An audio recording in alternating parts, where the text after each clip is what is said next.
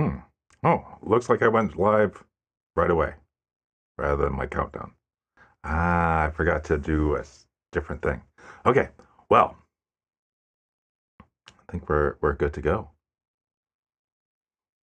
If you can hear me, let me know.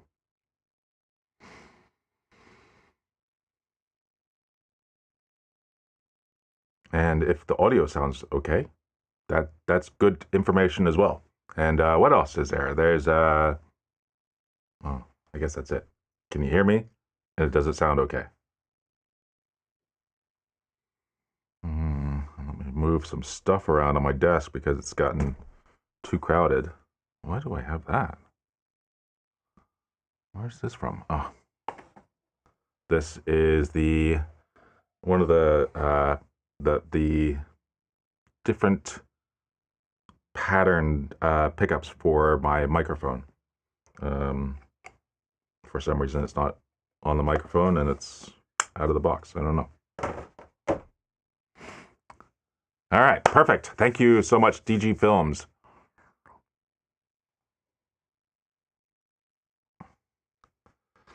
Alex, thank you so much. Can hear you and sounds good. Perfect. Yeah, I had some problems with audio the last few videos. Things were getting compressed too much, uh,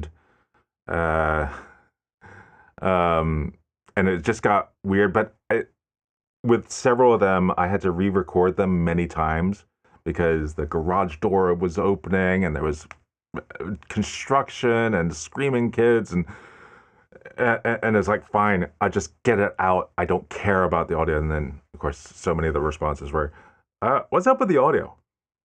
So, but I'm glad I think I've got it all figured out.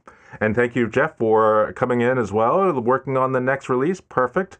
I look forward to I keep one of the things I keep hearing about is when is Olama going to do fine tuning in the out of the box rather than relying on these kludgy feeling applications. I wish that would be there too, but I understand. There's other things. So, welcome everyone. My name is Matt Williams. I think most of you have been here before or have watched some of my videos before. And every now and then I do a live stream. And I did one yesterday, so it's twice in 2 days. This is pretty amazing. We'll see if we can keep this up. But yesterday I did a stream where we looked at Deepseek R1 671B. Ooh, I am loading that up right now on my machine. Let's see how it's doing right now. Looks like it's still loading. Takes a long time to load because it's huge. It's 400 gigs. I have the 4-bit quantization K_M, and that's loading into memory right now. I'm waiting for that to finish. I was thinking, oh, it'll be done in 5-10 minutes, but it looks like it's been 15 minutes so far. Should be there any second. Now, some of you might be wondering, hey, well, how can you get it? How can you load such a huge model on just regular hardware? Well, I don't have regular hardware. I have this beast of a machine that was essentially, I mean, I don't have possession of it, but I was given access to it without having to worry about money by a great company out there called brev.dev. They got acquired by NVIDIA, and yeah, so I have this machine that is awesome. It is 8 H100s. I just did a what did I do? LSCPU or something like that on the machine to see, well, how many cores does it have? It's 208 cores, 2 processors, so dual processor, 208 cores, with 1.8 terabytes of RAM, just regular RAM, and then 8 H100s. Each of those have 80 gigabytes of VRAM. So that's 8 times 8. It's 640 gigabytes of VRAM, which is spectacular. But the problem is, once you're given a machine that powerful, you want to use it. You want to use it to all of its abilities. And I'm like, I feel I kind of have a little bit of stress here, thinking of how can I stress the system? It's always a challenge. So this is one of the things I'm doing is, we're still loading. Yeah, so that's I wanted to load up that model. It's a 671B. You know what? Let's take a look at what I'm talking about. Let's go to olama.com. Get that thing out of the way. And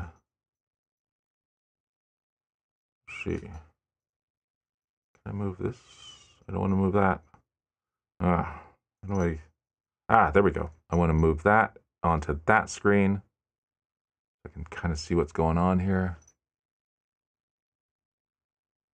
Okay. So I have to look up like this because I'm old and I have not quite bifocals, but where they transition. It's not transitions, but where it kind of transitions between near and far, and old people problems.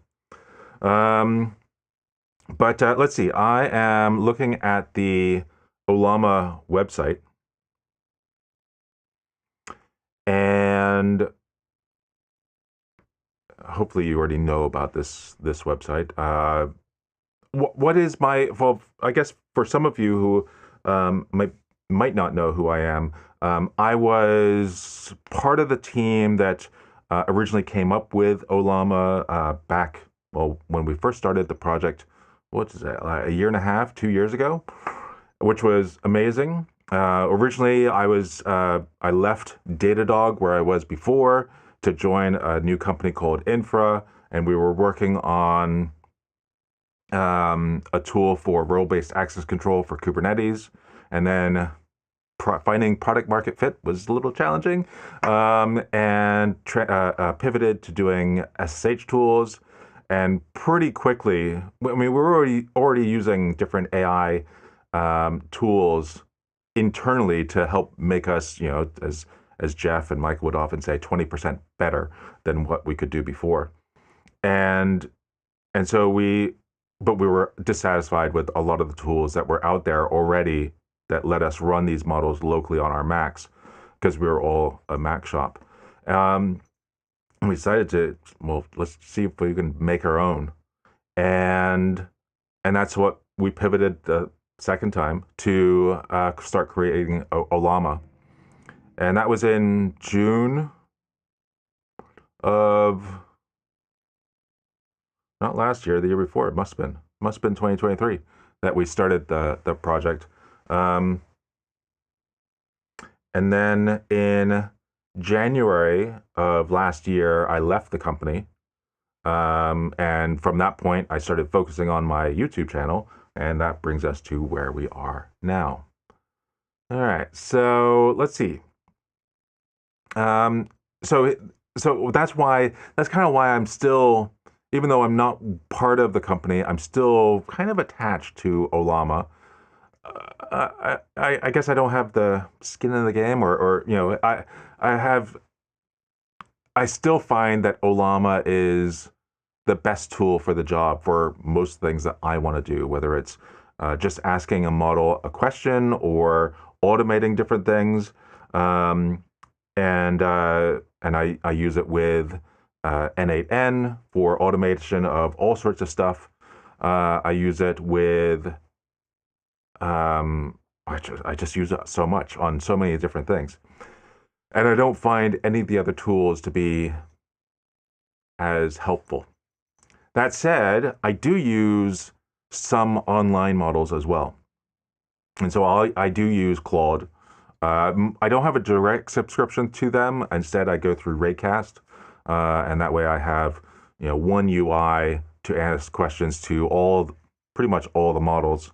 And it works really well. I also use Windsurf.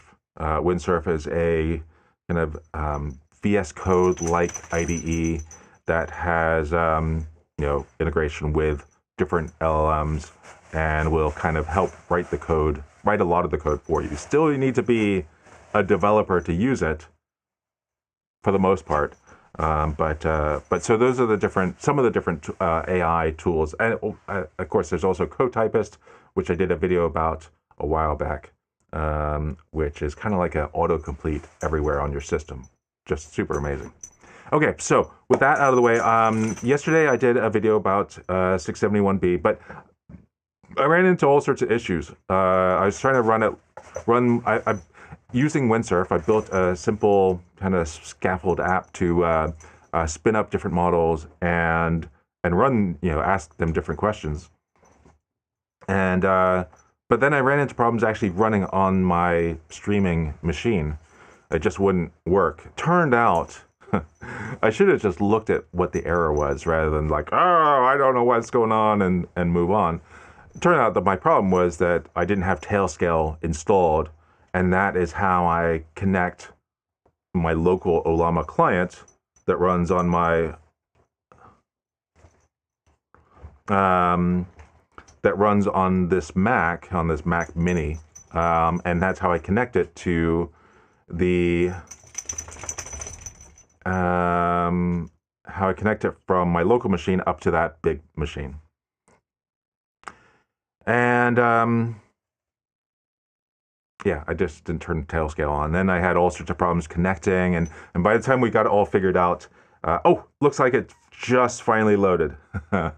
So that is probably about 20-25 minutes just to load 671B 4KM model into memory on my beast of a machine, which again is I don't know what the CPU is, but there's 208 cores, I think, or 208, yeah, two CPUs, 208 cores, 1.8 terabytes RAM, 640 gigabytes of VRAM with 8 H100s.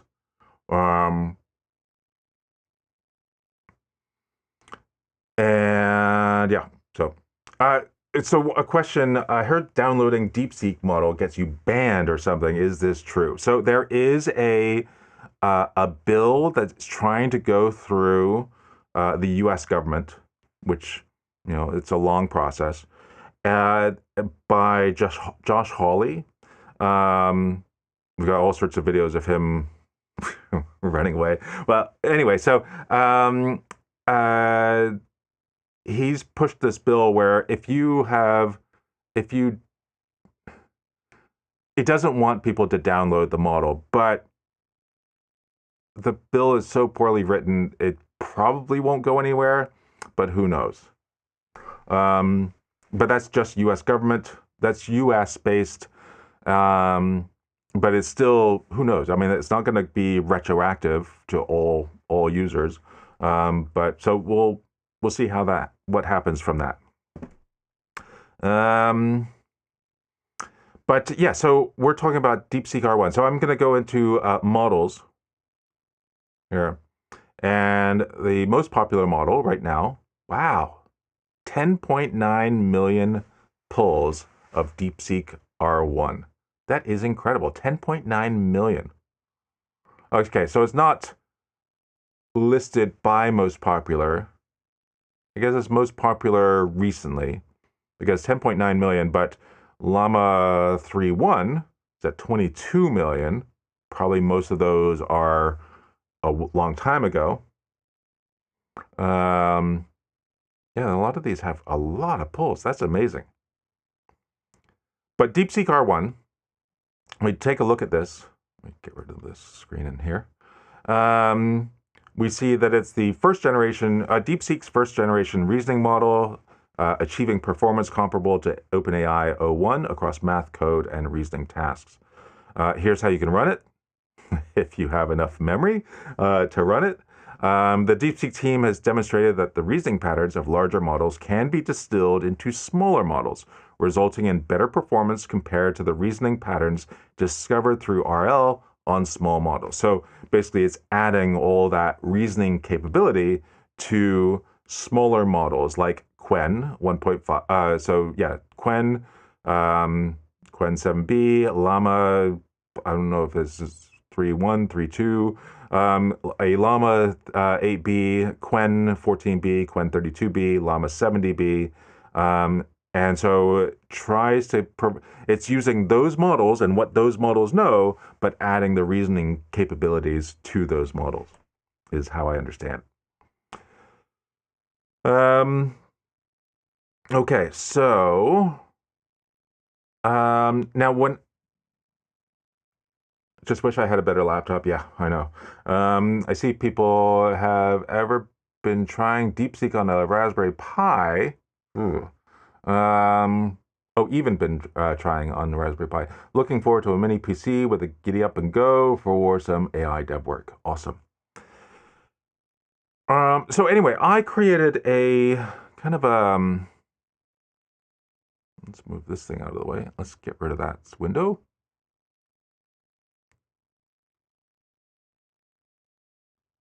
And I want to go over here. Okay. So I've got this kind of UI that I built out using Windsurf to help me go through the different models and try them out and ask them a series of questions. So I came up with a series of questions. It's not totally a comprehensive list of all the possible things you can ask because we don't have a lot of time on these live streams. But here's what I came up with 10, 12 simple questions that we can go through on a stream and then come up with a way of a criteria of grading these models. And that way we're going to try to come up with a score of what do I think of these models. Now, this is it's definitely not a benchmark, and it's not a benchmark I don't know. I hate most of the benchmarks out there. My biggest beef with all the benchmarks is that they're open source, so you have access to the questions, and the model makers have access to the questions. And we've seen plenty of times where model developers will game the system, trying to make their models a little bit better when they're not really. And so I really dislike most benchmarks. I guess this is kind of like another benchmark, but this is my personal opinion on what do I think of this model. It's very subjective. Yeah, subjective. Not very objective. It's subjective because it's my opinion. And that's why we're all here. So, do you upgrade the questions as models update? Well, we shall see. I haven't because this is basically yesterday's video and today's video, the first time I'm using them. So maybe over time I will have to update the questions so that, do I matter to these people? I don't know. So maybe they will change over time and I'll try to go back to the older models to adjust the grading. Yeah, I don't know. You don't have enough time. Isn't this a 24-hour stream? Yeah, I know. Okay, so let's keep moving.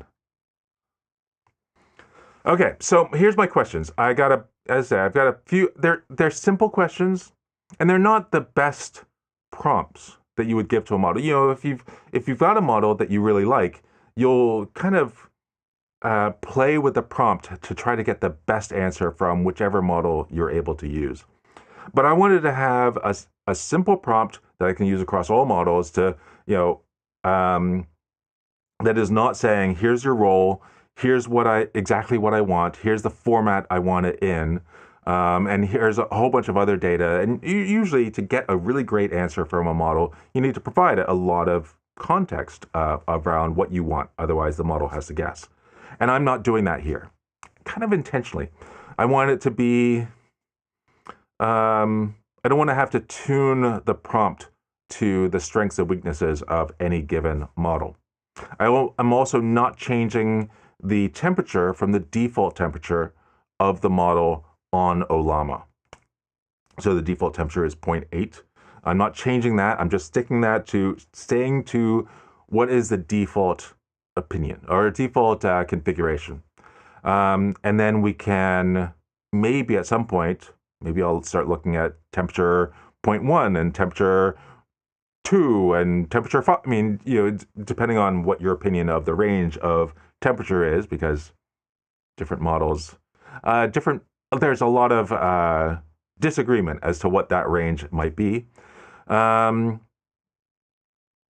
Yeah, so try to stick with defaults. Try to stick to these, 10, 12 different questions, and yeah, and then at the end, I have here's the different criteria: response relevance, explanation quality, appropriate length. Is it like way too long response for what I actually asked, or way too short? Logical coherence, creativity, and constraint adherence. So let's go for the first question, which is, without using the letter E, write a 3-sentence story about a cat chasing a mouse. Now, it's already done it, but I'm going to just do it again. And here we are. This is Deepseek R1, 671 billion parameters, quantized to Q4 underscore K underscore M. That's the default one that you download from Ollama. If you just do a Ollama run, I guess you have to do Ollama run Deepseek Deepseek -R1 :671B, and this is the model that will be downloaded. Again, it assumes that you have a machine powerful enough and you've got enough memory, enough disk space even. It's a huge model. Okay, so the question was, I said it. Without using the letter E, write a 3-sentence story about a cat chasing a mouse. And whoa, this is a lot different than when I asked it the question yesterday. And this is the thing with models. If you get a good answer one time, so this is another problem with, or perhaps a problem with what I'm doing. I'm basing my opinion of the model on one answer from each question. And maybe I should ask the question several times and go through the process each time, several times, because it's going to be different. If you want the same answer from the model every single time, if you want the same answer, you need a database, not a model like this, because it's going to be different every time. The question, what hardware is this running on? I've mentioned that a couple of times. Let's do it one more time. This machine is a machine up in the cloud that I've been given access to by some friends of mine that run brev.dev. That's a company that got acquired by NVIDIA. And the machine has dual CPU, 208 cores, 1.8 terabytes of RAM, 8 H100s, with a total of 640 gigabytes of VRAM, which is a beast of a machine, and I'm so excited to play with it. But anyway, that's what I've got. Thank you for the like, Mr. Shin. All right, so here's the answer. Okay, let's tackle this query. Now, I've asked this question a bunch of times, and it's always been such a long response, and it's annoying that it gives that long response. Okay, let's tackle this query. The user wants a 3-sentence story about a cat chasing a mouse without using the letter E. That constraint is tricky because E is so common in English. First, I need to outline the key elements: a cat, a mouse, action verbs for chasing, and maybe a setting for outcome. All right, so it goes through a few different things, and it realizes, check for hidden E's. Words like rodent, sprints, whiskers, all good. No. Okay, so how do we do? A sly tabby spots a quick rodent with an E, darting through tall grass, with paws flying and whiskers with an E. Twitching, it pursues its tiny rival around twists and turns. Pursues with an E. The victory slips away as a mouse with an E vanishes into a crack, leaving with an E the cat to nap atop sunlit. So I'd say this is a total fail. Response relevance. Hold on, I have to bring up my little kind of rubric of how I grade this stuff, because I can't remember what these things mean. I came up with all the way I'm going to do this, but I keep forgetting. Okay. Oh yeah. Is it is it directly addressing the question? Yes, it is. It is directly addressing the question. It's not doing it well, but it is direct. I'm going to give it a 2 because it's not a perfect I mean, it's not, it's wrong. Explanation quality, actually, this one is pretty good. Yesterday I asked, and it was so long, it's so hard to figure out, well, what is it trying to explain? So I'd actually say this one is a really good explanation. Appropriate length, it's pretty spot on. Again, every other time I've done this, it's been oodles of information, but this time it seemed to get it right. Logical coherence. Now, what did I mean by that? Logical. Oh, yeah. Does the logic? Is there a logical connection? Is it mostly logical as we go through? So, check each sentence for hidden ease. Words like rodent, all good. No, I don't. That doesn't make any sense. So I'm going to say it was not that great. Creativity, yeah, sure. That's a pretty creative story, I think. I've asked the question several times, and that's the first time I've gotten that one. So I'd say it's pretty creative.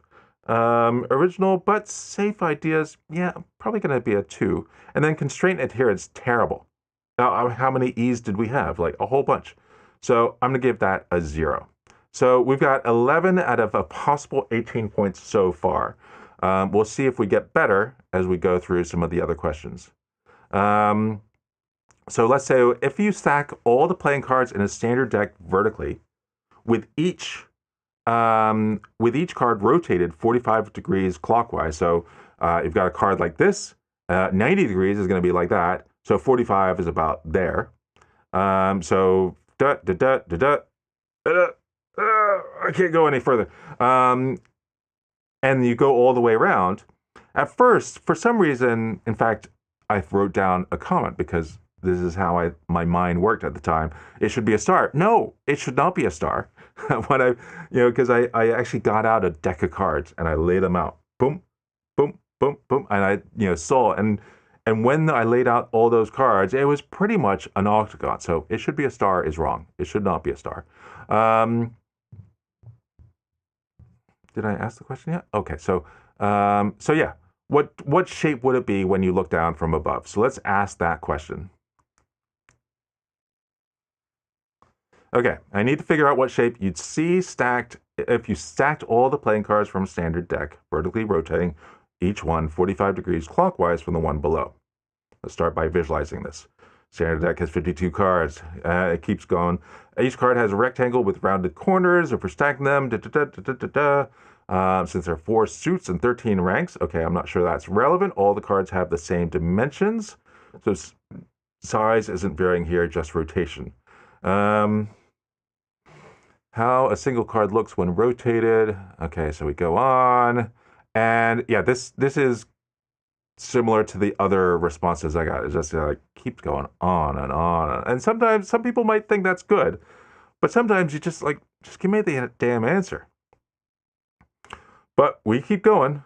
But since a rectangle has 2 diagonals, but wait, for a standard playing card, which is a rectangle with sides of different lengths, let's assume the dimensions are approximately 2.5 by 3.5. Okay, so that's the first time I've seen somebody, one of the models give a possible set of dimensions.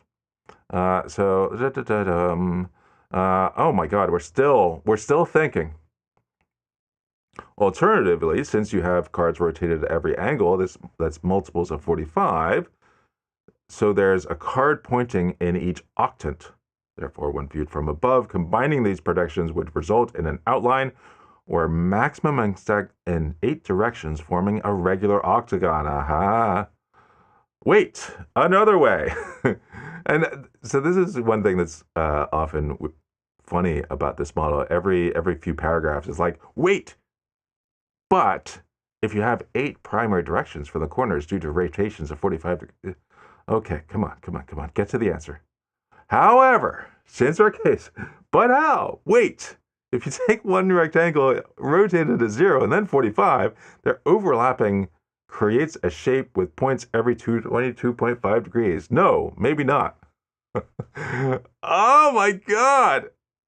Oh, jeez. Come on. Okay. But practically, when you rotate by k times 45 degrees, for k from 0 to 51, each card's corners are pointing in different directions. No. Um, Wait, actually, yes. Okay. Oh my goodness. Yeah, where's... Wait, the first card is 1 minus 1 times 45 equals 0. Second is 2 minus 1 equals 1 times 45 equals 40. Okay. So after... Oh my goodness. Come on, Deepseek. You're going to make me get more minus one, thumbs downs if you don't get to the point. Okay, we're still going. Wait, there's another way. If you imagine looking at all these rectangles stacked on top of each other, but each one is slightly turned when viewed from the top, the edges would blur. Oh my goodness. Therefore, the resulting shape would be an octagon. But let me verify first with examples. Really? But wait.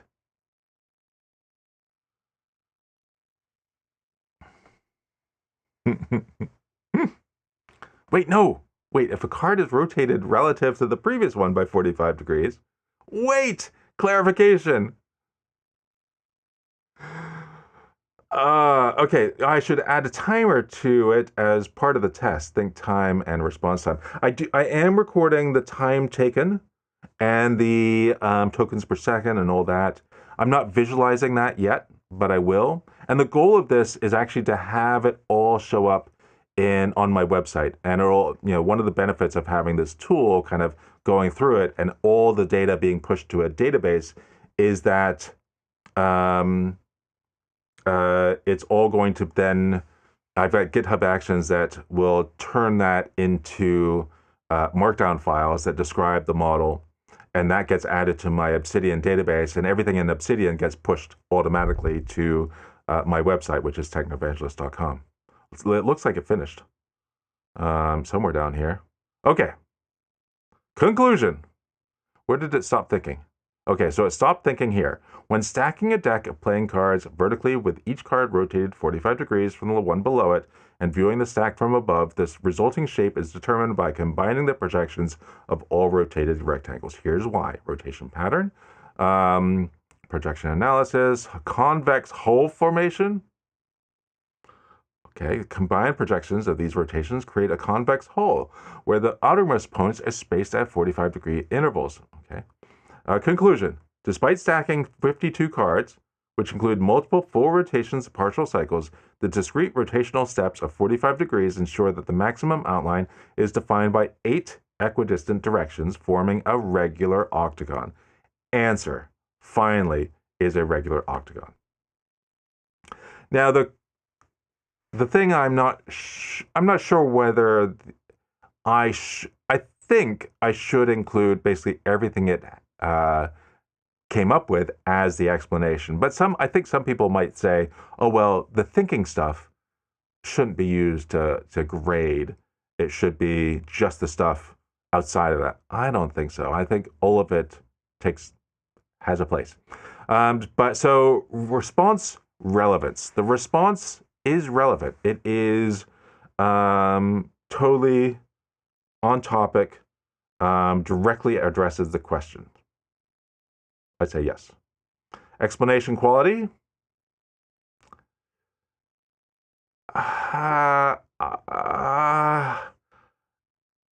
It's not clear, but basic. It is thorough and insightful, perhaps a little too thorough and insightful.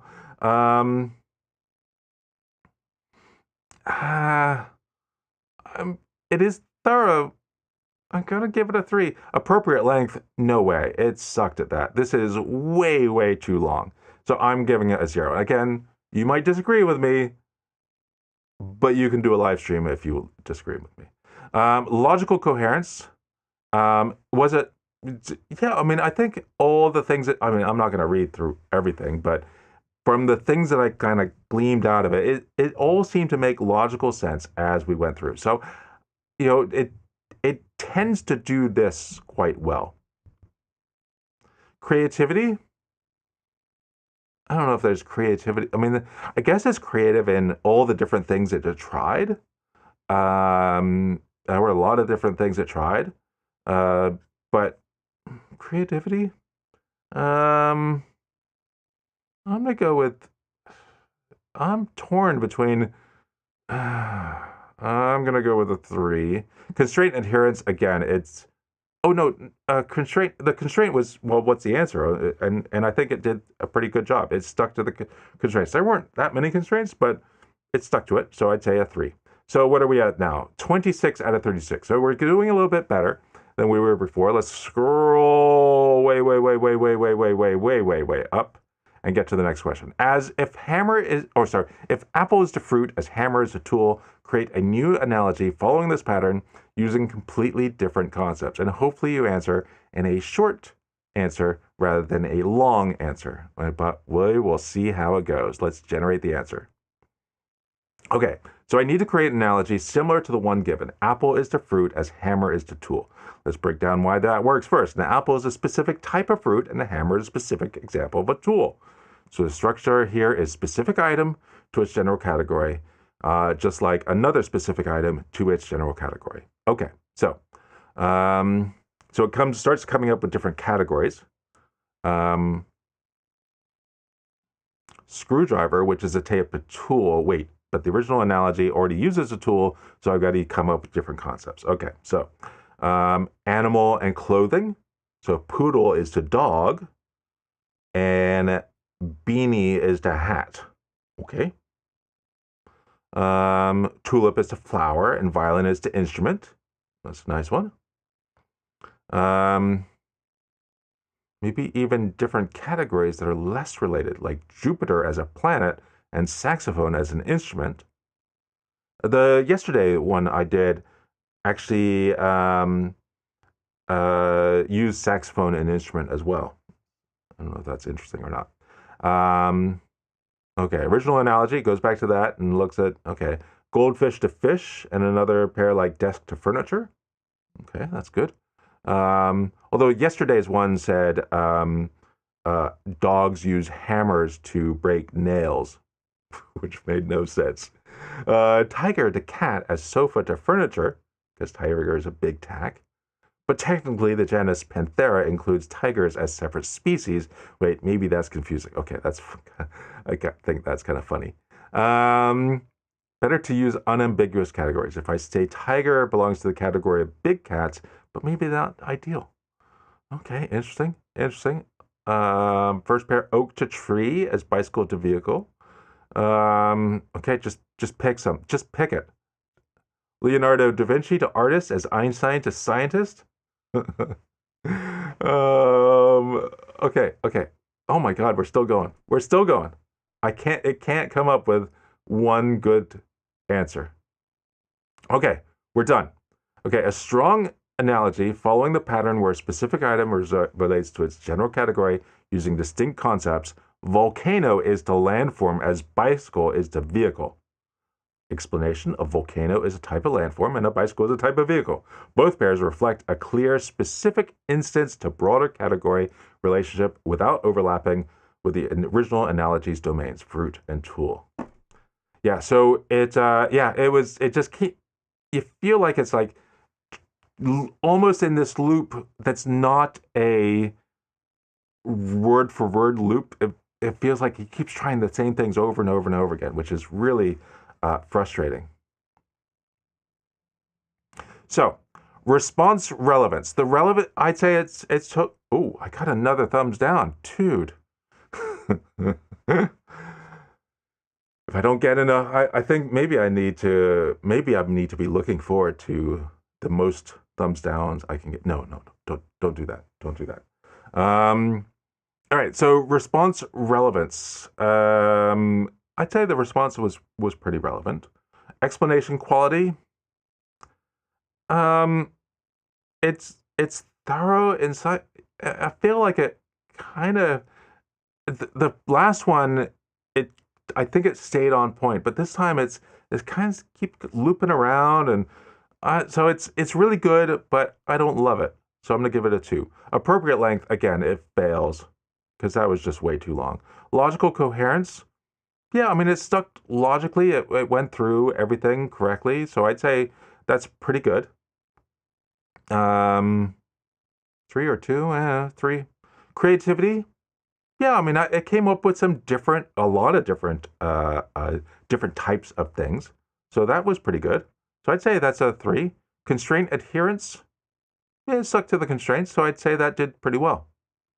So it did pretty good on that one. So we're at 40 out of 54.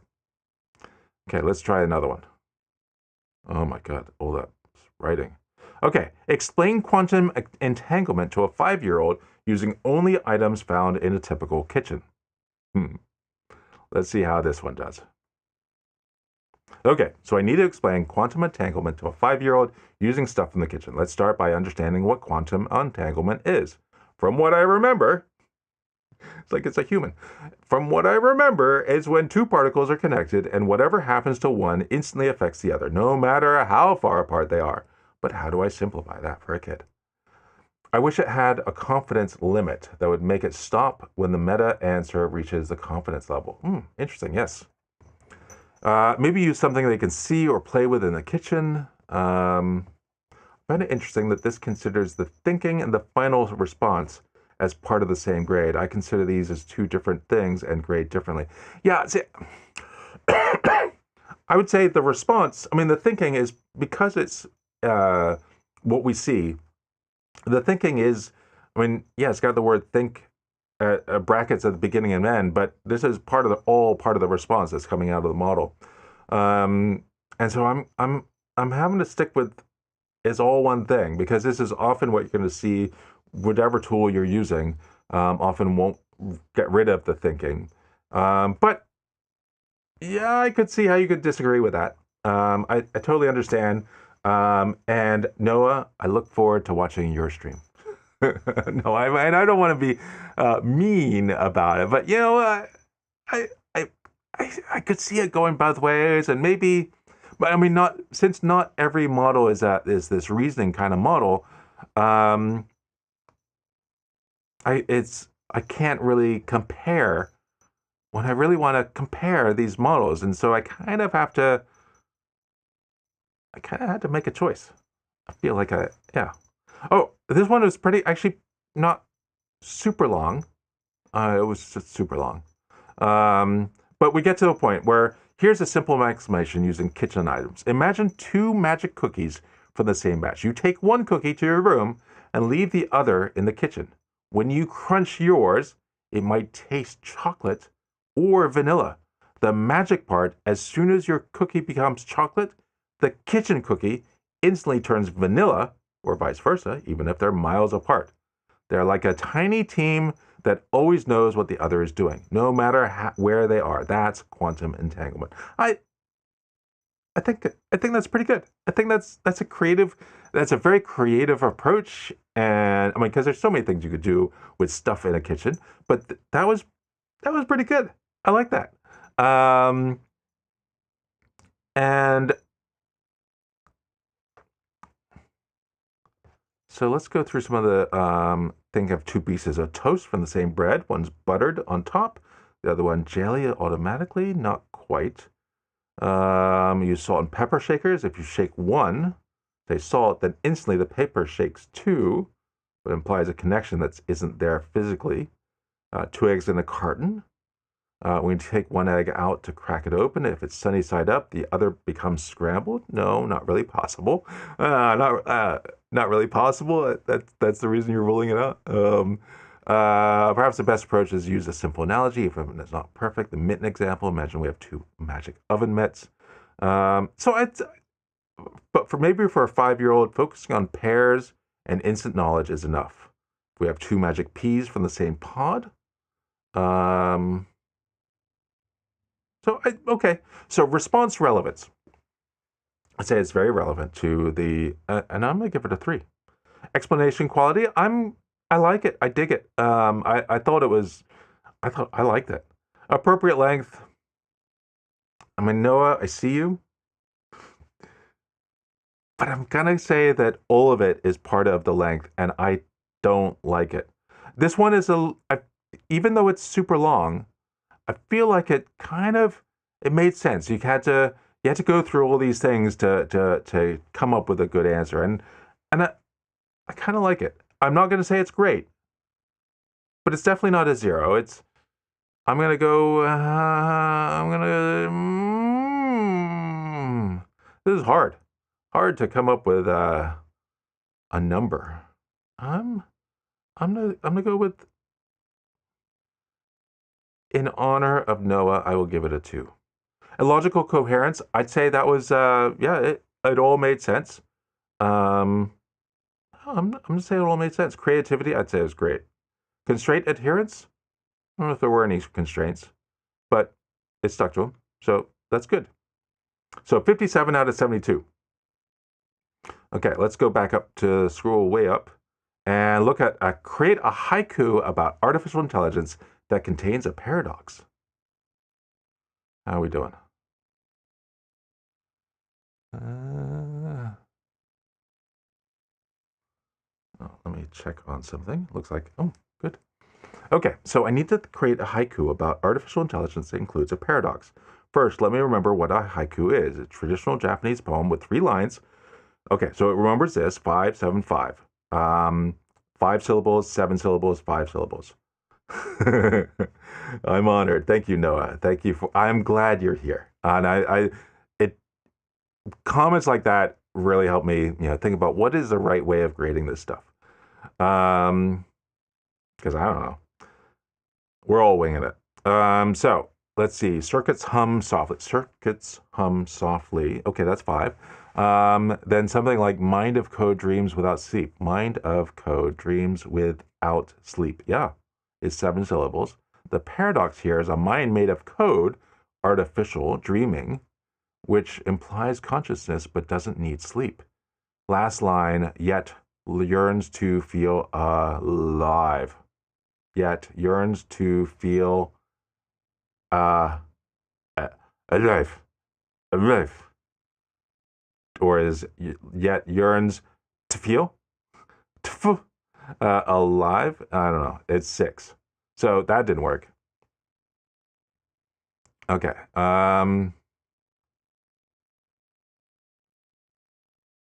And okay, we go back to earlier lines. Circuits.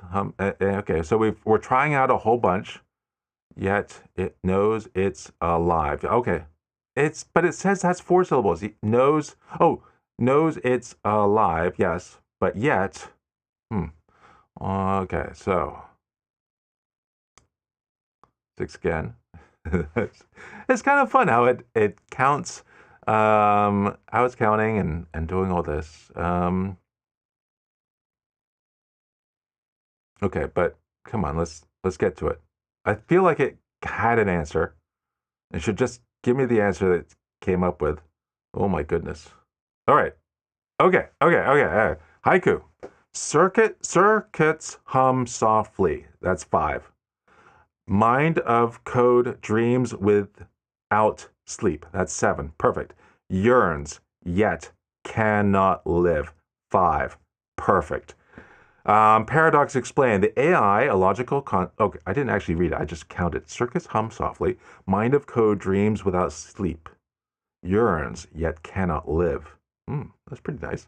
The AI, a logical construct, experience human-like yearning and dreaming, traits tied to consciousness it inherently lacks. This juxtaposition highlights the contradiction between programmed existence and emergent sentience. Ooh, deep. Okay, so when did it come up with that? Yearns yet cannot live. Was it way back? Yearns but lacks a heart. Okay, so maybe it needed all that time to come up with a good poem.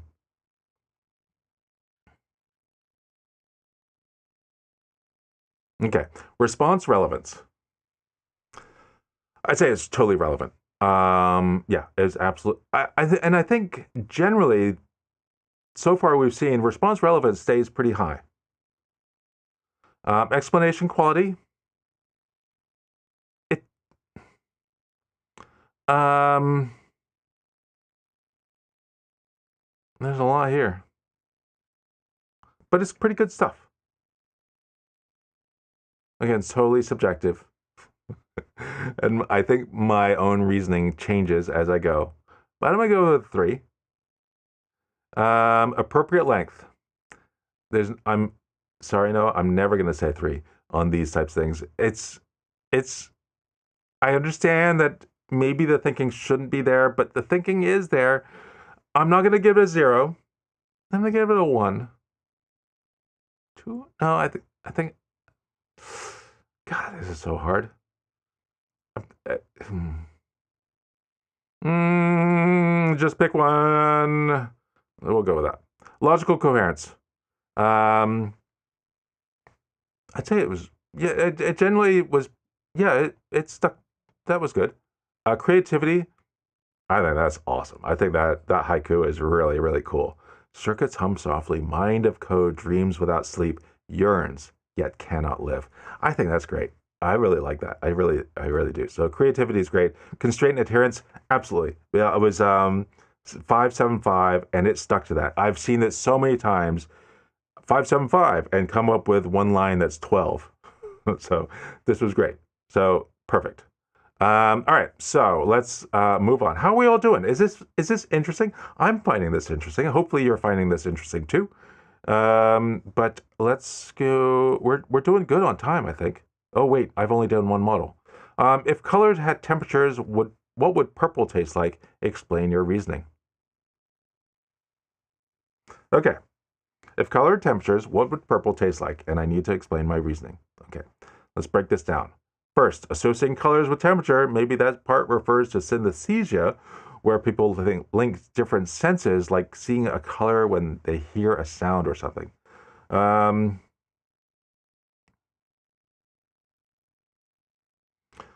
Crisetto. I tend to agree with Noah, also considering that the thinking parts often do not follow the constraints placed on the response length. Yeah, I think hmm, I was grading the constraints and the other things based on the actual final answer, but all the rest is part of that explanation. I feel like, yeah, I don't know. I don't know. Maybe I do need to have, for reasoning models, there is a one answer where we consider everything, and another answer or another set of answers where it's only looking at the after the thinking is done. Maybe I'll do that.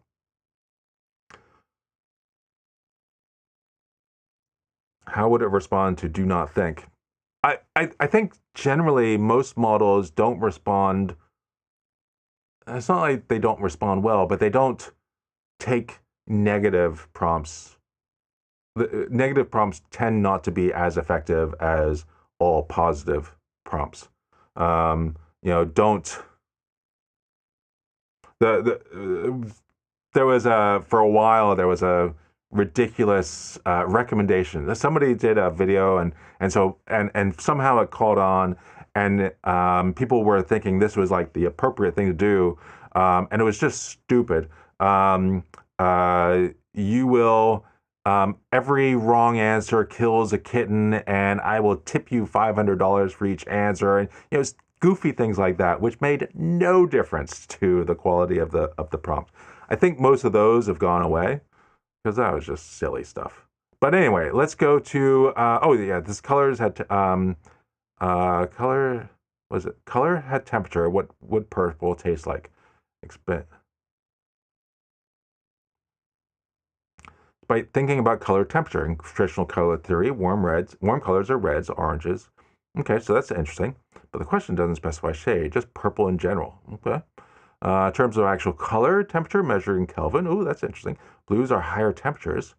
Um, so perhaps I need to assign a temperature to purple, warm versus cool.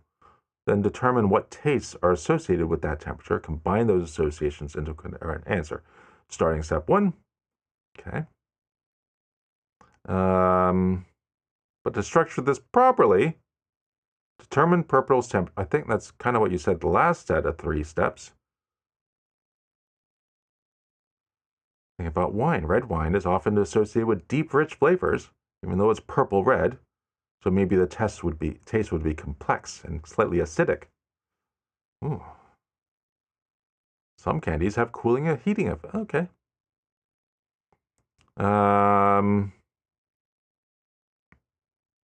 Okay. So where did think end? Think ended here. If colors had temperatures, determining what purple would taste like involves synthesizing associations from color theory, temperature, perception, synesthetic reasoning. Here's the breakdown. Color temperature association. Purple is a blend of red, warm, and blue, cool. This duality positions it as neither entirely warm nor cold, but rather a balanced intermediate temperature, perhaps akin to room temperature or mild warmth. Synthesizing the flavor, translating temperature to taste. Okay, so final answer. Purple would taste like a ripe blackberry, simultaneously sweet and tart, with subtle floral undertones. The warmth from its red hues contributes juicy sweetness, while the coolness of blue introduces refreshing acidity, creating a layered flavor that embodies purple's balanced mystique. Purple has a mystique. And what was the question again? What would purple taste like? Explain your reasoning. Okay, so I'd say that did pretty good.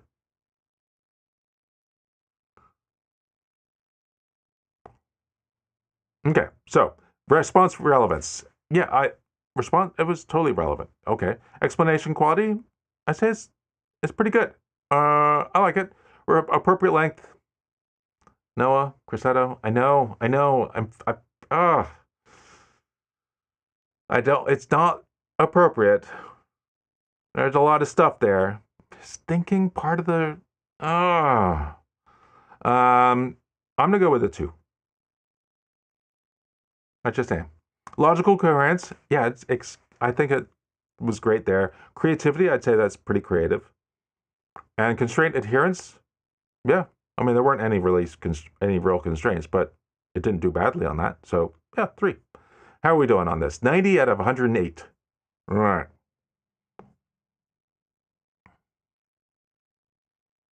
Should we move on to a different one of the models, or let's keep going? There's a few that are really pretty interesting. So I think I selected that. Yep.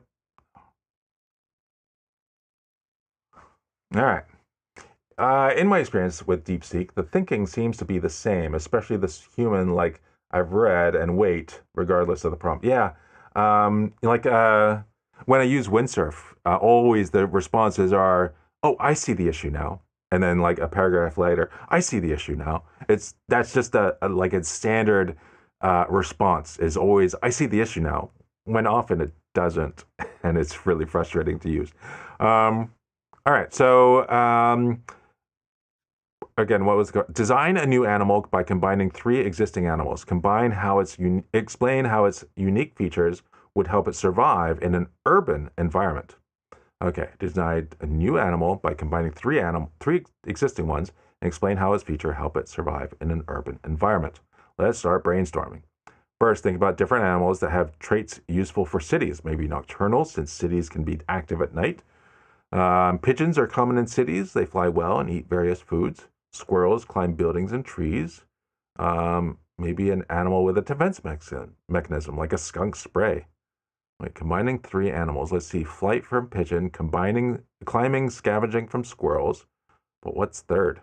Chameleon for camouflage? Interesting. Okay, so here's a possible combo. 3 animals. Okay. Oh, and then we're done with the thinking. So the name is the Herbivorous urban avis aratus sapiens. Ooh, wait. So a hybrid of a pigeon, squirrel, and raccoon. This sounds pretty like a scary animal. Um, Pigeon wings and navigation. Tridescent gray feathers mimic concrete and asphalt for camouflage. High-speed flight, escape vehicles, predators, navigate skyscrapers. Magnetic sensing, inherited from pigeons. Um, the squirrel has muscular hind legs, can leap across gaps between buildings. Oh my God, this would destroy New York. Bushy tail with raccoon-like stripes, acts as like a parachute. Oh my goodness. Raccoon, opposable thumb on forepaws, open trash bins, untie knots. Oh my goodness. Um, Dietary flexibility, eats discarded human food, seeds, insects, and even lichens growing on buildings. Oh my goodness, that would be awful. Threat mitigation, biofluorescence, stripes on the tail glow under UV light to signal danger from to peers. Smoke extinguisher defense, rapid wing flapping, kicks up dust and litter to confuse predators, similar to squealing. Why it thrives, it combines aerial mobility, physical adaptability, and cunning intelligence, traits critical for exploiting resources while evading threats in an ever-changing city. Its hybrid nature makes it a master of urban chaos. Man, if this was unleashed on any city, the city would die. I mean, this I mean, I used to live in New York City for, when was I in New York? I was in New York from probably about 1993 till 99? No, must be earlier. 92. I was there for 5 years. So 92 to about 97, I think. Um, what a great time to be there. I had this great apartment right on 3rd and Avenue A, right above a pizza place called Two Boots. Great pizza down there. But we had it was a 2-story apartment. I had 4 roommates, one of whom would go on to found or be one of the like initial 10 people at Flickr. And she had this Chihuahua for a dog, which was great. This Chihuahua is actually one of the 7 original Taco Bell dogs. But and yeah, there was an interesting group of people. We had a 15 by probably 30-foot balcony that looked out over World Trade Center this is before 9/11. This is back in the 90s. Oh, such a cool place. Love that. Love that apartment. But anyway, so I lived in New York, and then before moving to Seattle, I lived in Boston, and before that, I lived in Amsterdam. So I've lived in a lot of cities, and I mean this would destroy the city. It would be, I think, it's a great idea for this to come up with. Response relevance, yeah, totally awesome. Explanation quality, I think it. I mean, there was a little bit of. No, I think it did pretty good. I like it. So I'm going to go with a 3. Appropriate length. I'm going to go with a 2. Logical coherence. Yeah, it was awesome. Creativity, awesome. Constraint adherence. Yeah, I stuck with all the constraints, so that's good. And so how are we doing? 107 out of 126. All right. So let's what's wrong with this sequence? 1, 4, 9, 16, 23, 36, 49. Fix it and explain the problem. Any of you can try to determine what the problem is, or what's wrong with this pattern and what needs to be fixed. That would be great too. All right, let's figure out what the problem is. Oh, it came up with the answer pretty quick. It looks like they are squares of natural numbers starting at 1. 1 squared, 2 squared, 3 squared, 4 squared. But then the next one, 23, should be 25. But then after that, it's 6 squared and 7 squared, which is exactly right. So 23 should be 25. So it's come up with the right answer in the first like 3 sentences. Okay, so we should be done at that point. This is the answer. This is the answer. Is that the answer? No. We're gonna keep going. Original sequence gives ends at given ends at 7th term at 49, which is 7 squared. But after 4 terms are squared, 5th term becomes 23 instead of 25. The 6th term goes to 36, which skips 5 squared and jumps to 6 squared. This seems inconsistent. Looking at positions. Wait, let me check if each term is sum of squared digits from previous number or something like that. That seems arbitrary. Let's look at digits of each term. Didn't we just do that?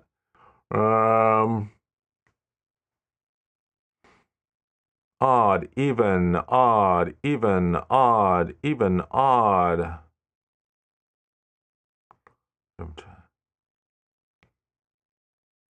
Term 5 breaks the pattern by being a non-square prime. Yeah, that's what you discovered in the first sentence, second sentence. Stick with it. I'm going to keep going.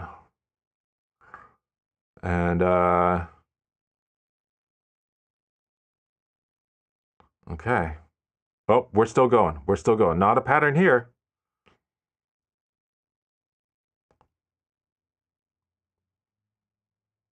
Maybe it's based on factors.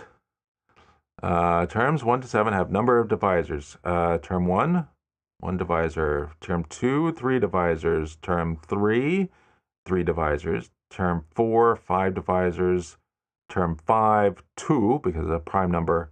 Term 6, 9 divisors. Wait, 36 is 6 squared, which has 6 divisors, 9 divisors. And we're still going. We're still going.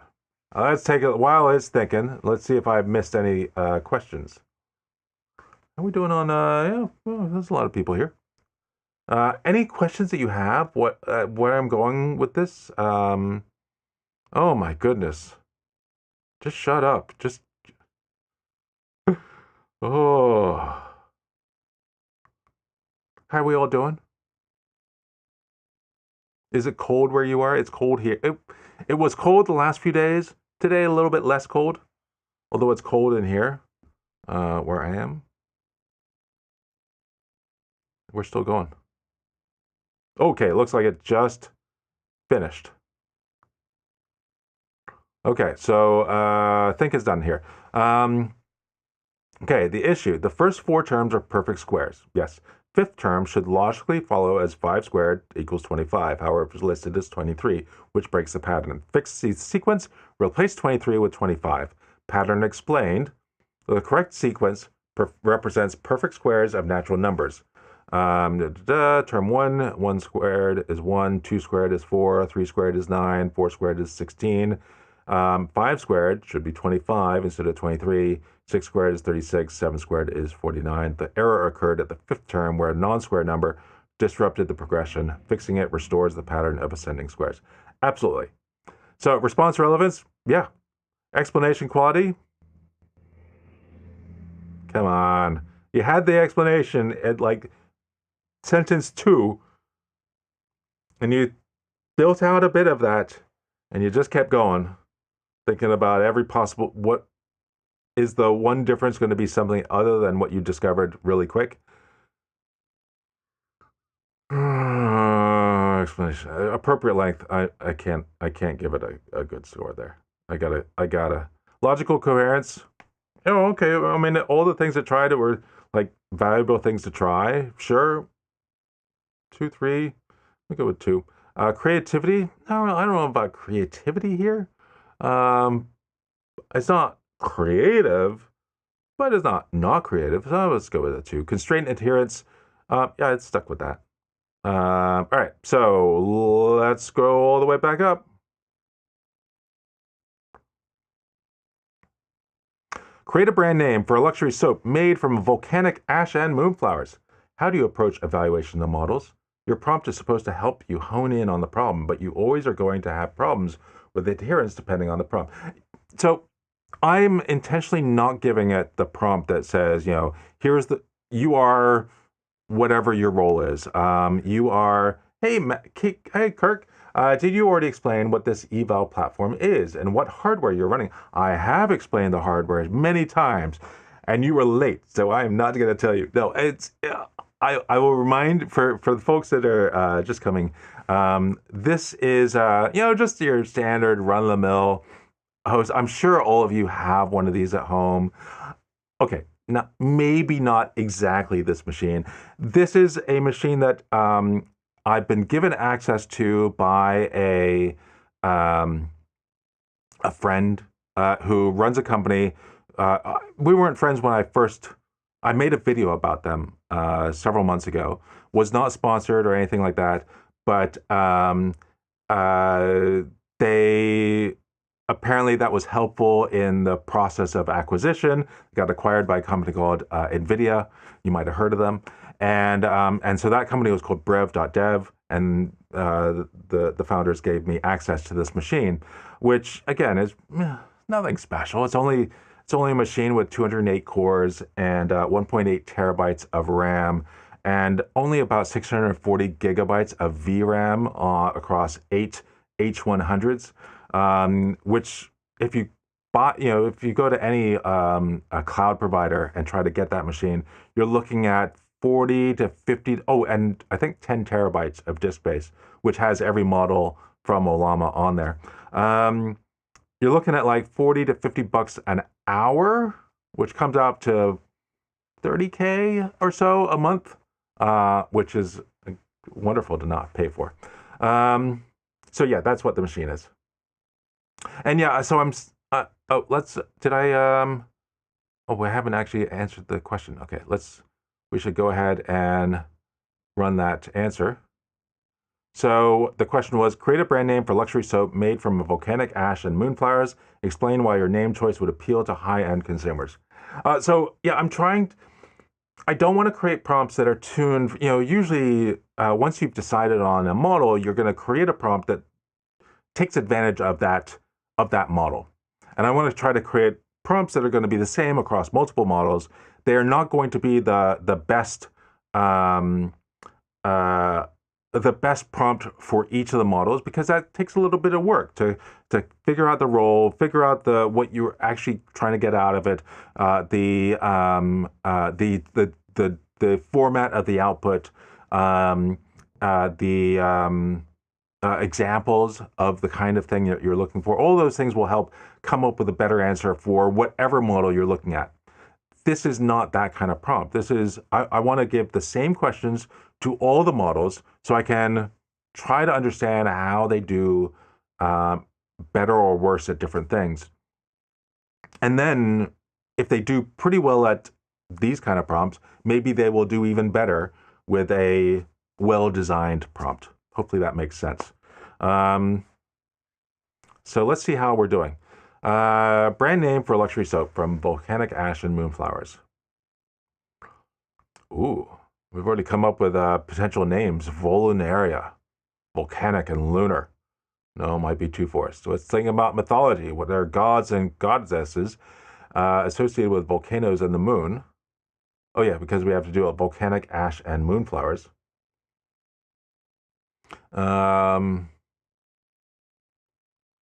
Alternatively, selva, forest in Italian, and luna. Oh, that's more forest moon.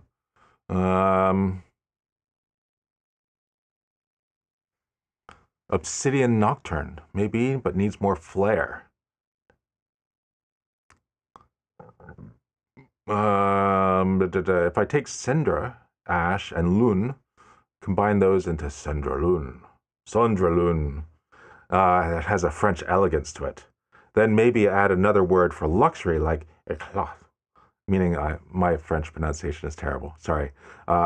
If you are French, I apologize. I did work for a company that is largely French, a company called Datadog. It's an American company. It's based in New York City, but the two founders are French, and so many employees are also French. So it is a very French, American, but French company. I mean, it's American, but French. In fact, there was always, at any time in the New York office, not Boston, because Boston's a bunch of, sales, but in the other offices, all the French wines and champagne and was always on hand for good events. Anyway, so let's Lunascura.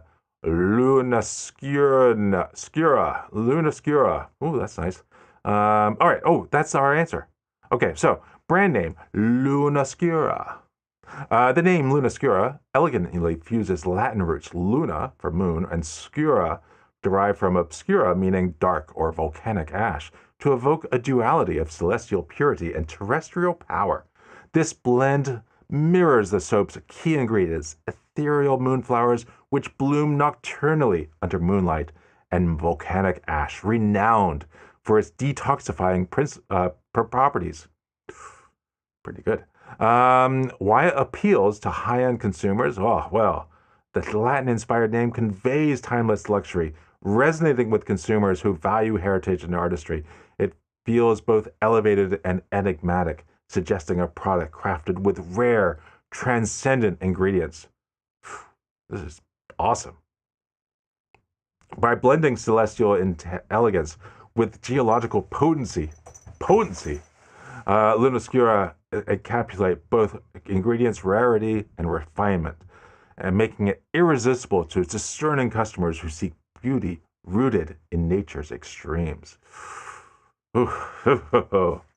Okay, so it wasn't as bad as some of the others, but okay. So response relevance, I'd say it's right on target. Explanation quality, I'm gonna go with a good score there. Appropriate length, sorry, I just can't. I gotta consider think as part of the response, and so it wasn't terrible, but it's not great. I'm gonna give it a 2. Logical coherence, it all seemed to make sense, so I'm gonna go with 3. Creativity, yeah, totally. I'd say that was awesome. Constraint adherence, I think it stuck with it. So this is all good.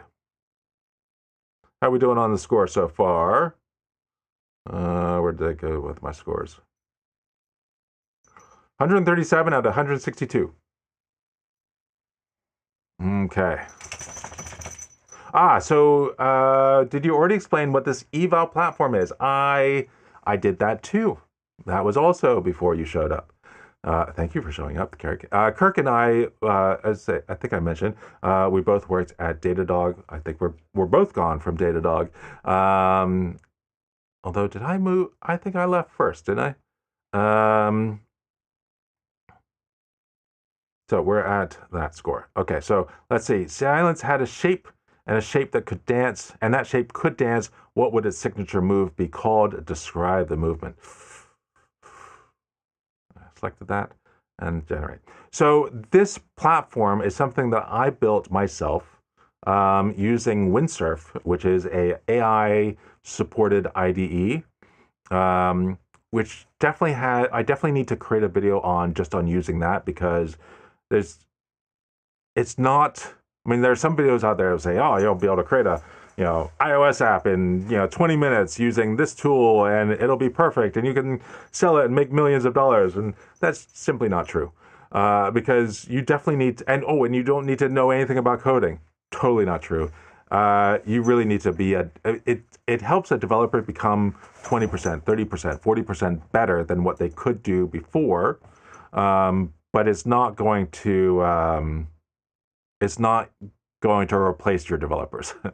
But it's helpful, and it allowed me to do some things I couldn't do, and I did it pretty quickly. But anyway, let's see. If silence had a shape and that shape could dance, what would its signature move be called? Describe the movement.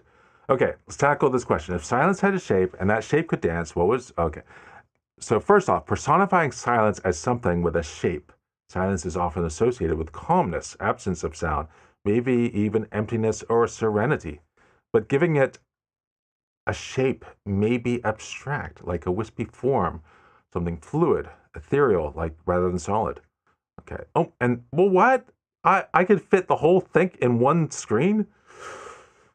Oh my god. I think I need a moment. Oh. Oh. Kirk, do you still have yours? Your Datadog loves you. coffee mug. Um, okay, so the signature move is the hush wave. Okay, the answer, the hush wave. Again, what was the question? If silence had a shape and that shape could dance, what would its signature move be called? Describe the movement. Yes, I am live again. You're running the 660B model on Ollama in your house. It's not quite in my house. It's on a cloud provider. It is on, just standard run-of-the-mill hardware platform, 8 H100s. I don't know. Can you actually buy an H100? I feel like there are probably $20,000, $30,000 per H100, and there's 3 of them in this box. So no, I definitely cannot afford that. I couldn't even, I'm so glad it's a cloud-hosted server, because just the power required to run that machine, it would probably it's probably bigger than our hot tub. It's just keeping a hot tub warm to like 95 degrees all the time, so expensive. Every now and then when the motor burns out and it's down for like a week or two, then our electricity bill goes down by down to a third of what it was. So I'm sure it would be even worse than that. It would be so crazy. Okay, Silence's dance would manifest as the hush wave, a movement both hypnotic and imperceptible. It begins as a slow upward curl like smoke rising in still air before cascading into fluid concentric ripples that expand and dissolve at the edges of perception. The motion mimics water disturbed by a feather's touch, delicate rings radiating outward, each undulation softening into nothingness. As it spirals inward again, the form briefly fragments into fractal patterns, evoking stillness, shattered yet never truly broken. At its climax, the dancer pauses mid-arc, hovering as if suspended between heartbeats before melting seamlessly into the next gesture. The entire sequence leaves trails of translucent afterimages, like echoes swallowed by shadow, a choreography that exists not in steps, but in the spaces between them. Whew. Okay, so that was if silence had a shape. So what it sounded like, I feel like I need to write this down, because I don't know what it looks like, but I'm not that big a dancer. And so if I'm forced to be on a dance floor, I'm not moving much. I'm just kind of just enjoying it and just standing there and barely moving. And so I feel like if somebody comes up to me and they say, "Why aren't you dancing?" I should just say, "Well, I'm doing the hush wave. Let me tell you about the hush wave." And I could read them that whole paragraph, because, yeah, the hush wave. Okay, response relevance. I'd say that's totally irrelevant. Explanation quality. I this is the best. This is the best one. Explanation quality of the 3. Appropriate length. Hard to believe it, but I'm gonna give it a 3. Logical coherence. Yeah, I'm liking it. Creativity, it was great. I mean, this constraint adherence, with their constraints, I'd say it stuck to everything. So, so that was a perfect score for that. That was really good. 155 out of 180. Sorry to ask this question, if it's been asked before. How does the score compare to lower parameter models? It's almost like we are comparing display outputs based on resolutions. Yes, that is a great question, and hopefully this is the first time I'm using this kind of structure and these scores. First time I'm doing it. I happen to be doing it with a really powerful model, and so it's doing really well. And hopefully I will be able to hopefully I'll do another stream in a few days, and we look at another model that's going to suck, especially compared to this. And yeah, and we'll look at hopefully, if we have some time, I'll load up some of the distillations on the that have applied the reasoning to other smaller models, and we can see how they respond. Are they as good or good enough? That was the main goal of this, is to show that in a lot of cases, like when you compare, so say the Llama models, like a 70B versus what would it be, a 14 or a 32 or somewhere in there. Often the different, even though the 70 requires so much more memory than the 30, the quality isn't a huge amount better, and it's definitely a lot slower. And so often I would prefer using the 30-ish something, or a 14-ish, or a 7-ish, because the speed is just so much better on my machine, because I don't always have access to a 8 H100s. And usually the speed is more important for if an answer gets me 90% of the way there, and I can go to 100% if I have a much bigger machine than I have, the 90% or 95% is good enough. And sometimes it's not the case, but quite often it is. Okay, so let's move on to we've got a couple more, and I've got to go, no, probably in about half hour. So let's generate this answer. Okay, let's see. I need to write a function. Yeah, so I looked at that. I looked at that one, and also there's another one that's a 1.58 and a 2.2 something. It's amazing that you can run these models. It's pretty amazing. Okay, so this is write a function that takes a string and returns true if the string contains all the letters in the word goal in any order or case, and false otherwise. Show an example input that would return true and one that would return false. So this is more of a coding example. Okay, I need to write a function that checks data.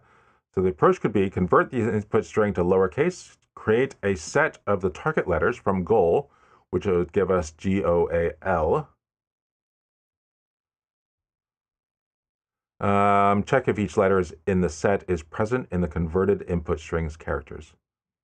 Sets are unordered or unique, so that should work as long as all elements exist. It's interesting that it goes to Python. Was that part of the rules? Didn't specify a language. I wish it would have gone to something a language better than Python, but hey, we're stuck with Python.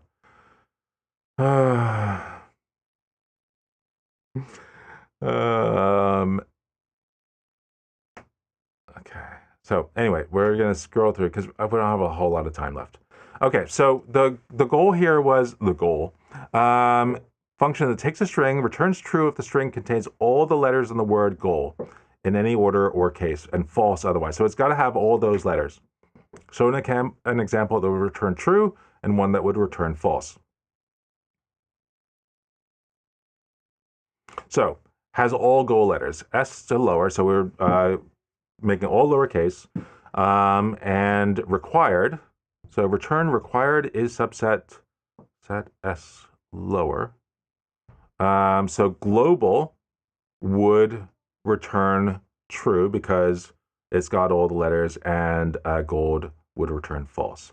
I should actually try this on a Python to make sure it would actually work, but it looks pretty good. And then we've got some examples. So convert to lowercase. Okay, first we need to convert to lowercase. Okay. Identify required letters. A set named required is created with letters GOAL. Function then checks if the set of required letters is a subset of characters in the lowercase string using is subset. Okay, that looks pretty good. All right. So edge case. What did I mean by edge case handling? I can't remember what was my goal there. Hi. Sorry to bother you, but we're leaving to take Ellen home, and you need to go get your mom like 4:45 and meet at the pub at 5. Okay. Am I on the... I just need to get the car seat out, and then I'll give you these keys. Okay. Okay, sounds good.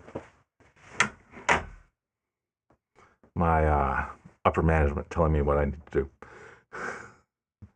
All right, so what did I mean by edge case handling? I've got my list here.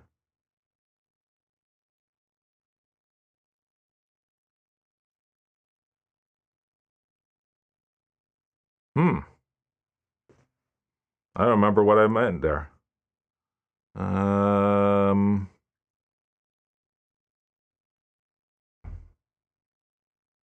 there we go.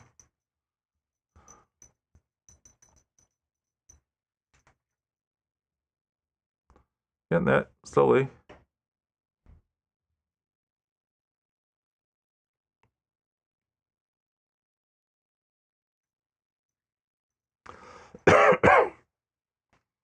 What did I mean here? I think I'm getting closer to the where I came up with that for management. Yeah.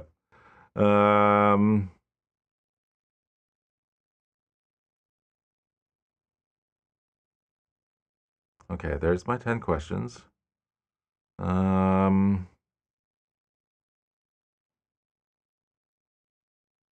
Okay.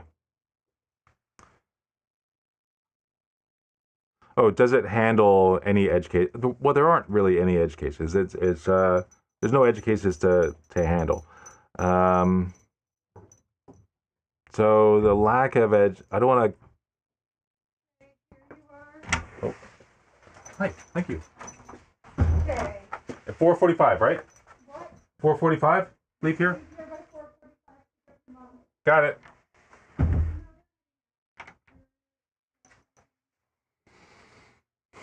So yeah, I'm gonna go with that. Response relevance, totally. The response was totally relevant. Yep. Explanation quality, I'd say it did pretty good. I liked. I, I generally liked what it did. Appropriate length.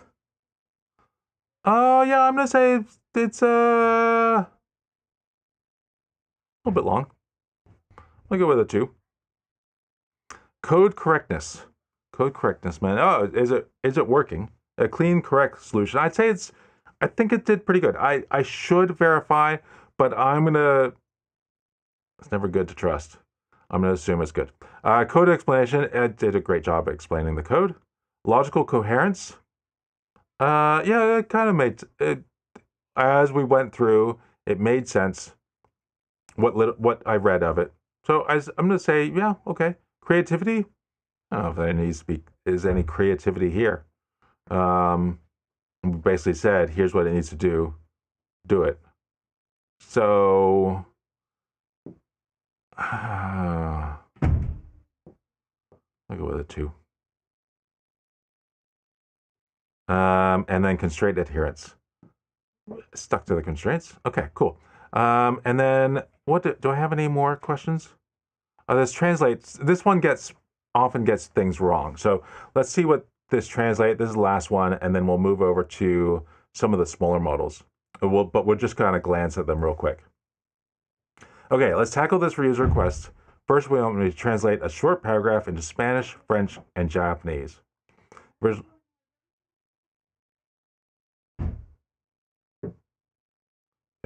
For Spanish, the ice cream was so cold. Could be el helado estaba tan frío. The word for cold here is frío, which can refer both to temperature and the sensation. But I wasn't cold translates to da da da da. So in this case, cold as a physical feeling uses tenía frío. Interesting. Spanish differentiates between the state versus the object of being cold. Yes, that's one of the things that it wanted to pay attention to. Often these other languages will either use a different word or variation of the word for the state of being cold versus an object being an object that is cold.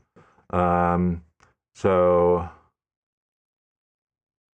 a slightly different variation of the word for the 2 different uses of cold in French, and in Japanese. I don't speak Japanese, but And so then, yeah, we see the two different, I don't know what the right word is for these two different two different variations of the word of that word. Analysis. First instance refers to the physical temperature. Second instance describes a bodily sensation. French. Yep. Okay, so that was the main goal of that question was just to identify or to notice that cold is different. So response relevance, say yes. I think the explanation quality was great. And even the thinking was nice, a nice amount of thinking. So I'm going to say that was great. Translation accuracy. I don't feel like I'm not going to even answer that because I don't know. And I should pass that. Ideally, I should open up like, I don't know, another tool and translate it from the translation back to English to see how that is. But I'm not even going to grade it. So if I don't grade it, then that extra 3 points isn't added to the maximum. So appropriate length, I'm going to go with 3. I think it's the first 3 for appropriate length. And logical coherence, yeah, it's pretty good. Creativity, I don't know if there's creativity in this. I mean, as somebody who's done translation from Russian to English Russian translation, not fast. I mean, it was just one of the courses I took because my degree is in Russian language. Totally useless degree, but it was fun and it allowed me to graduate. So creativity, there's nothing to be creative. So I'm just going to skip it. Constraint adherence, yeah, I think we stuck to it. Context preservation and cultural adaptation. I think based on its explanation, it seemed to point out these different words that are used for. Sounds like the garage door is closed. So I think it did pretty good. But I can't be sure, so I'm just gonna give it 2. Pretty close to perfect, but not. Okay, so let's switch out to a different. Oh, so how did we end up? We ended up at 199 out of 228. So I'd say that's a really great score, and I should write that down. But it's all saved in a database. So let's go to which ones do I have loaded up right now?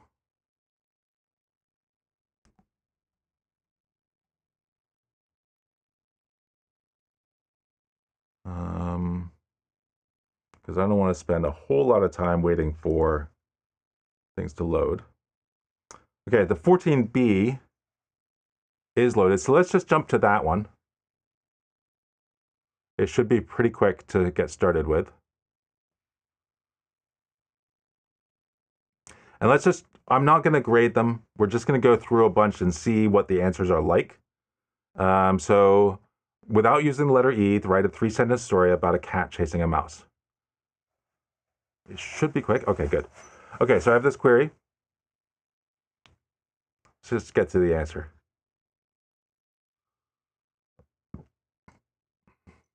So with the 471 or 671, remember it had so many E's in the answer.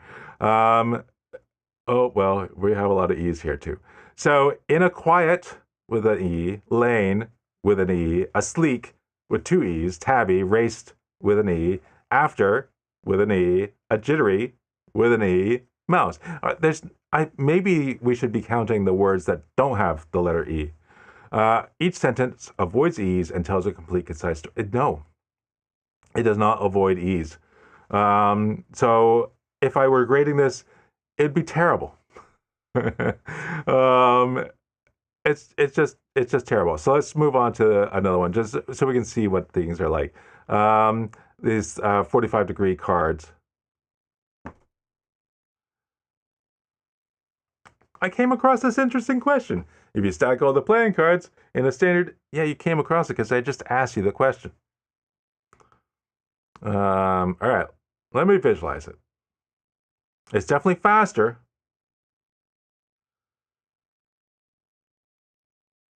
Yeah, so the reason I did language, I was originally my original degree was going to be in physics, um, and so for getting physics, you have to. I was required to take enough computer science stuff to get a minor in computer science, and I had to take enough math to get a minor in math as well. Um, but then you also have to take a language, and it was either I seem to remember it was like the big physics languages the languages, big languages in physics. So historically, so there was you could have Russian or German or Italian, Japanese. I think those were the languages you could choose from. And I was like, which one do I choose? I mean, so many choices. I mean, Japanese. Oh my God, how many letters are there? Not knowing anything about Japanese at the time, and I just didn't know which one to do, and it's a little embarrassing. But I don't mind sharing embarrassing things. I share embarrassing things all the time. Kirk has seen me talk on stage and say all sorts of crazy things when I'm on stage, but. um, so I graduated from high school in 1988. Went to school in 88, should have graduated college in 92, a little bit later than that. But right around that time, a movie came out. Now, it's not a great movie, and it's kind of weird that my potential career trajectory was based on a movie. But I saw a movie, and I thought, well, that sounded pretty cool. I'll do that. Not knowing how bad it was. But the movie was The Hunt for Red October. I know, it's so awful. But yeah, so I thought, oh, that sounds pretty good. I'll do Russian. Just as an extra class. Who knew that I would eventually change my degree to Russian language? I ended up spending some time in Russia back. It was the summer that the statues of Lenin and Stalin were coming down.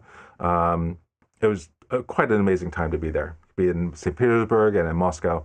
It was quite incredible. In fact, one interesting thing about that was I was born in England, and I became a U.S. citizen right around that time. But in order to get my citizenship to go through, it took forever. And then I got my passport, and but the passport arrived after we had to submit passports for getting visas, and so I entered Russia as a Brit, and the first time my passport was ever used was coming out of Russia, which was a little weird.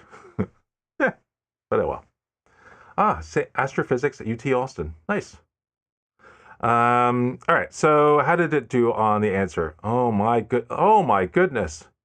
That's a lot of. Oh my goodness. That's a lot of text. Okay.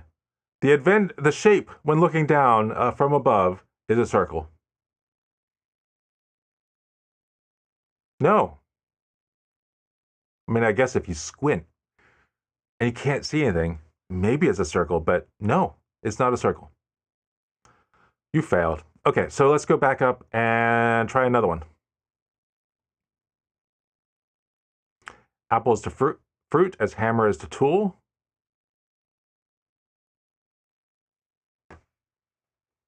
And I think Kirk had asked a bit about this platform. One of the reasons I'm doing this, I wanted to have a standard way to ask the same set of questions across lots of models that can be graded on the same criteria, and then all of this gets pushed into a database a self-hosted database. I'm actually using NoCoDB, which is really cool. So I'm pushing it into there, and then I am having the content from that extracted, generate Markdown documents that will get added to my Obsidian. I use Obsidian for note taking, but parts of my Obsidian vault are automatically published every time there's a change. Well, actually, no. Every 5 minutes, I think, the latest notes from Obsidian are pushed to GitHub. That triggers another repo to do a build in GitHub Actions, clones the Obsidian database, pulls a few particular folders out, and then generates a website using, what am I using now? Oh, Astro. So it's an Astro website, and that's published to, where does that go? I'm hosting on Cloudflare. And so that whole process of writing a note to it becoming live on my website is, worst case scenario, 6 minutes, without having to do anything. As I'm typing, it'll get published and it'll keep getting updated as I go.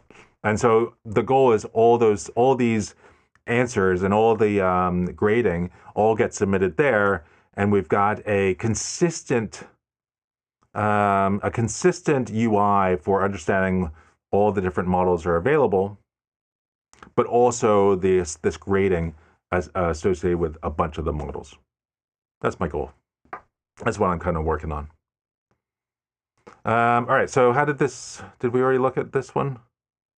Oh, okay, so book is to knowledge as garden is to growth. Analogy pairs objects with their broader purposes and outcomes. Okay, it's not garden is to growth. So objects to broader purposes or outcomes. Fruit is to, apple is to fruit. It's not a goal or outcome. Hammer is, I'd say I kind of failed at that.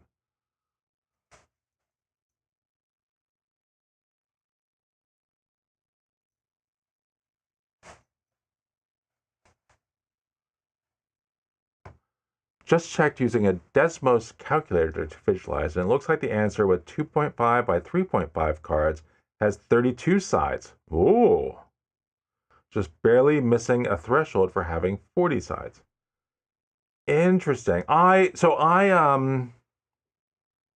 tried it with a deck of cards, like a physical deck of cards. And I put one down, I made it 145, made 45, and it came out to being pretty perfect octagon.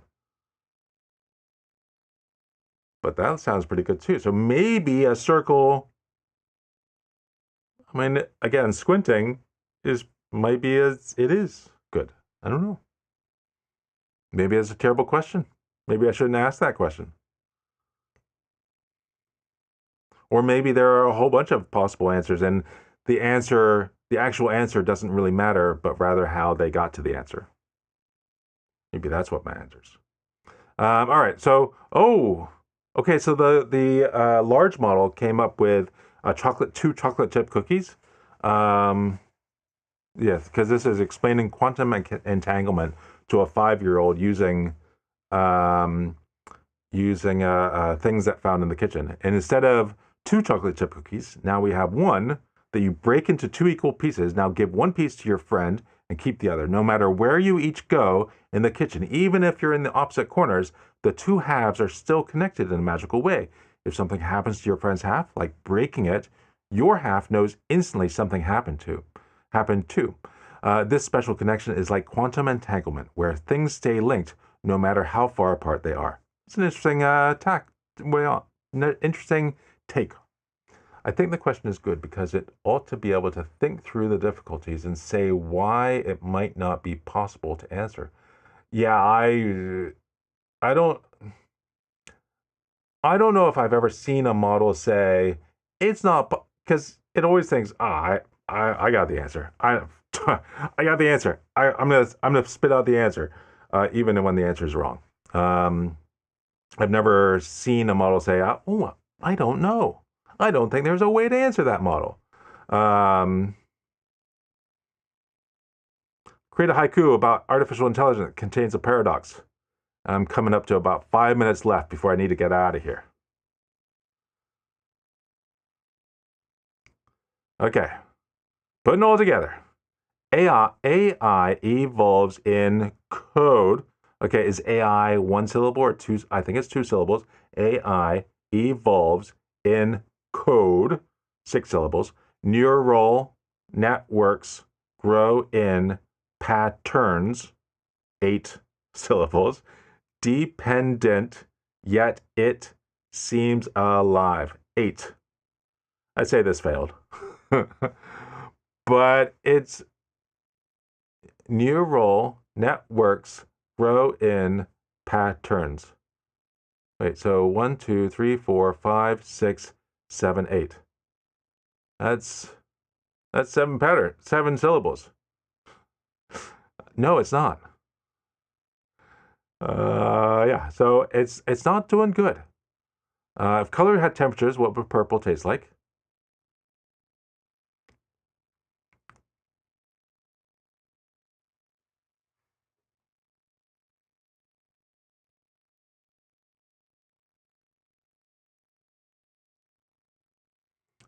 Drawing for the between warm and cool tones, this flavor could be akin to a subtle spiciness or refreshing crispness, depending on the shade. I'd say that one is pretty good. That's a pretty good answer. Just like the larger one, it was a pretty good answer. I do like. I mean, one of the things I do like is that the thinking tends to be a right amount of thinking.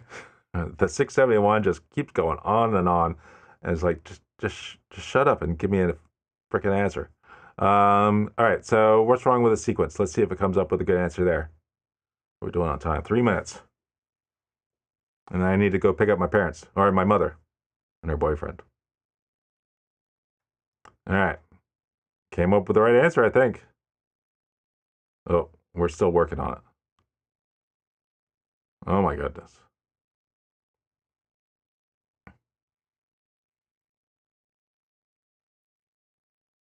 Should be 25 and 23. Okay, great, good, good. Oh, we got the answer. Nope, we don't. We're keep what? Letters in order. What do we do? What? What are we doing there for? Okay. We had the answer. What? We're still going. What? We're still going. The fixed sequence should be yes. That's the answer. Okay. Oh. Okay. Okay. Okay. Okay. Okay. Has a mistake in the fifth term. Yes. Correct pattern is that each term is the square of its position in the sequence. Therefore, the fifth term should be 5 squared equals 25 instead of 23. 1, 4, 9, 16, 25, 36, 49. So I'd say that, in fact, maybe I should have a different criteria as well. As like, is the answer correct? And it's like, the answer is correct. That's good. Um, And one thing I wanted to do with the answer, if one model answers the question correctly and it's like a perfect score, and another one did it and it's a perfect score, like let's look at the 671B and versus I don't know 5 for a really small one. Let's say they both answer the same question uh, equally well. I don't think that's the case, but let's just say. But the 671B Deepseek is probably going to answer it in like 3-4 minutes, whereas 5.4 probably answered it in like 20 seconds. And if they, assuming that both were the same, I'd say the 5.4 would be the better model to run in, again, making those assumptions because it's just so much faster. And so come up with a way to tie speed. And it should be, as long as it's, no, not everybody has a 8 H100s, but what is the right metric that we can come up with that says an answer that is correct but fast is worth more than an answer that is correct and super slow. And so that's another thing I'd like to kind of mold into that overall goal. All right. Well, it's 4:45. I gotta go. Let's do one more. Um, Silence had a shape. Another excuse for me standing still on the dance floor. I actually went, a long time ago, when I worked at Microsoft, I did do like 2 years. I think I was there 2 years going to the local Arthur Murray, doing dance lessons. So, I mean, it's not that I don't know how. I know, I just don't like it. And I think I think the benefit of doing that program was that now I can feel like, oh, no, I don't want to go, not because I suck at it, because I just don't like it. Gave me an excuse to say no. All right. The Veil Waltz, a dance of ethereal silence. Oh, this is another thing for me. A mesmerizing dance where silence comes alive through flowing fabric and controlled meditative movements, capturing the serene and introspective quality of silence itself. That's totally me. Serene and introspective quality of silence itself, of Matt itself. Perfect. Okay, so it is 4:46. I said I need. Well, I didn't say. My upper management, aka my wife, came in and said you need to be out of here at 4:45. And you let the dog out. I need to get in the car, and I need to meet them at the pub. So I got to go. Thanks so much for being here. I hope you had fun. I hope you enjoyed this. I think some of you might have been here the whole time, which is incredible and touching and just wonderful. I'm going to continue with building out this tool, and again get that part where it's spitting out the answers into a Markdown document into Obsidian and up to my website, which is technoevangelist.com. It's not there yet, but it will be very soon, and I'm very excited with how things are going so far. Again, thank you, and I'll try to do this. I won't be able to do it this weekend, but I would like to do it again, maybe on Monday. Maybe we can look at a different model, and hopefully I'll have a chance to go through the rest of the variants, the different sizes, and actually put in some real work into figuring out. And I might tweak the criteria a little bit, because some of them, it felt like they were good things to grade it on before. I don't know if it is, so I might tweak those a little bit. All right, so thanks so much, and I'm out of here. So let's find the stop button. This is always a hard thing. How do I stop what I'm doing? Well, let's turn me onto the big screen. Okay, I'm gonna get in trouble. Okay, I gotta go. All right, bye. Finish.